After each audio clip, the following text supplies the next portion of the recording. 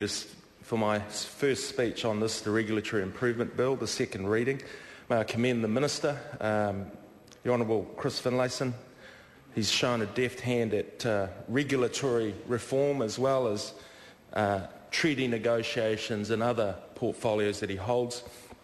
And also the Honourable Rodney Hyde, who first introduced this bill.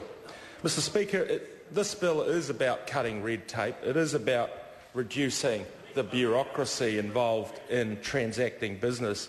And it's a bill to be commended because, Mr Speaker, the single most important issue facing this country is an economic issue, one of productivity, one of economic growth to provide for the opportunities and jobs that so many of us New Zealanders deserve.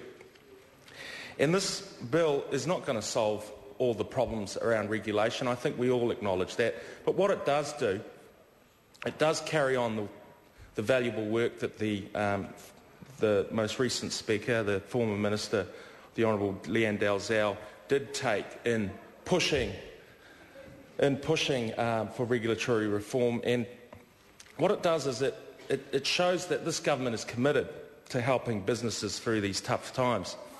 And when I go and visit the businesses in Maungakiekie and Auckland, the two things that stand out, those in terms of issues with government, firstly, they do have issues, those that export have issues with the exchange rate.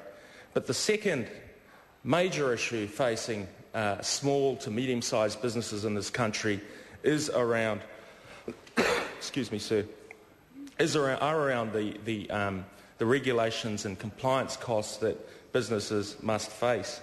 And productivity, as was shown by the figures last week, the GDP figures, we had our third quarter of growth in this country in terms of our output, which is a positive thing.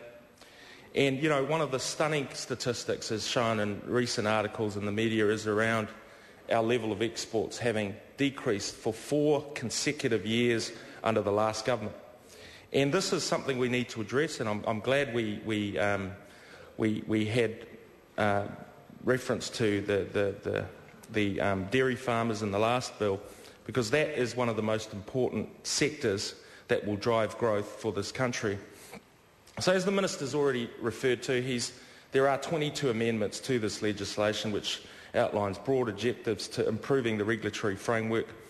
I won't go through each of those individual amendments, but there were some critical recommendations from our select committee, which I will refer to in my third speech. But overall, sir, this is a bill that needs to be passed. It will provide for less regulation, for better regulation, call it what you will.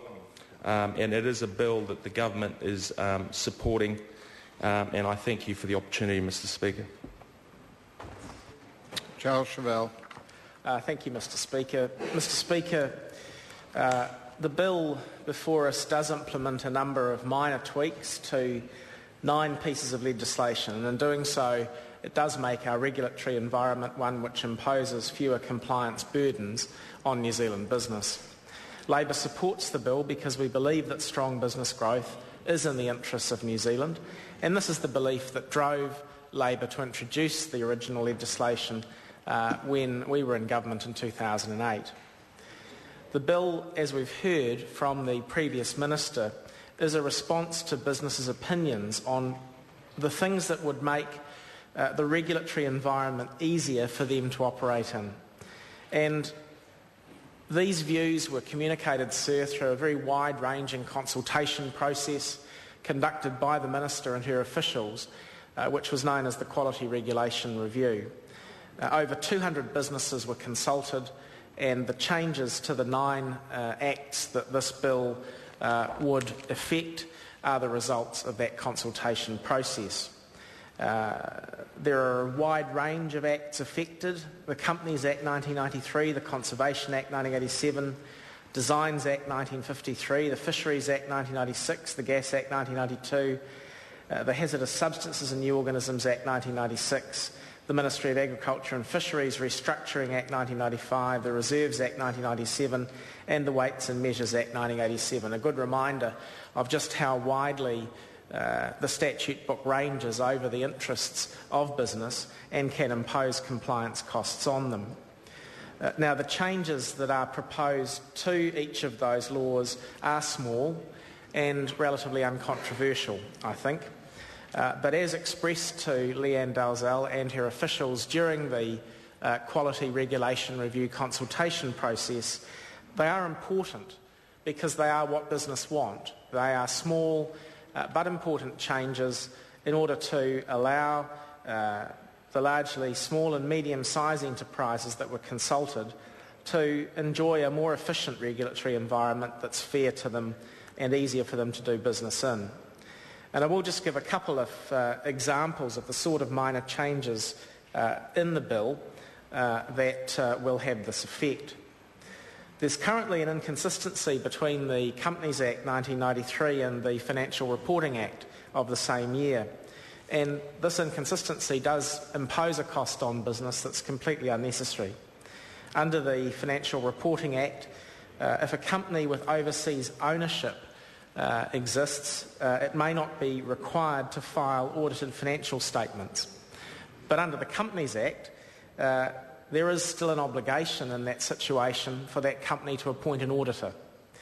Well, that's obviously a ridiculous discrepancy, and one that Parliament should reflect on, given that it results from two acts that this House passed in exactly the same year. That's a systems issue, that such an inconsistency could arise in our procedures and then could result in the sort of unnecessary additional costs that are imposed upon business and obviously then passed on to the consumer and then create inefficiencies and productivity glitches. So there are minor changes to the Companies Act proposed in the bill, confirmed by the committee, and they fix this situation. They'll basically put affected companies in the same position as the majority of other companies who can essentially choose whether or not to appoint an auditor. So there are a couple of other examples of sensible changes in the bill. They can be found in the amendments to the Designs Act, the Gas Act and the Weights and Measures Act. As far as the Designs Act, it's an old piece of legislation, 1953 is concerned. There's a provision for the restoration of lapsed copyright in a registered design in cases where there's simply a failure to pay the renewal fee or fill in the correct forms, causing the lapse in the right to use the design. Now, clearly, it's completely disproportionate for a company or an organisation to lose all its valuable intellectual property in a design simply because of a technical failure to pay a fee or register a form.